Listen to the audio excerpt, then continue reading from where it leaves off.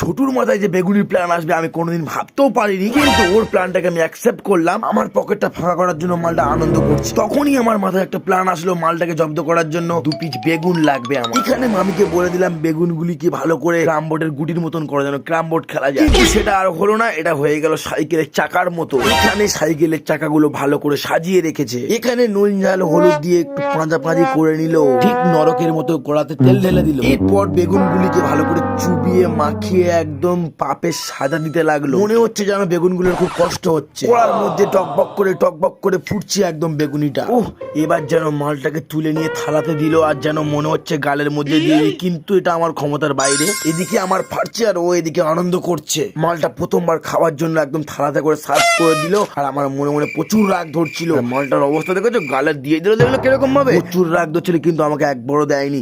এদিকে আমি টনের মতন সেজে দাঁড়িয়ে আছি, আর রাগ হচ্ছে খুব প্রচন্ড, কিন্তু কি করবো, আমার কিচ্ছু করার নেই। একটু বডি দেখিয়ে আর মালটা শুধু ছিঁড়ছে আর থালাতে রাখছে। একবারও বললো না মালটা খাওয়ার জন্য।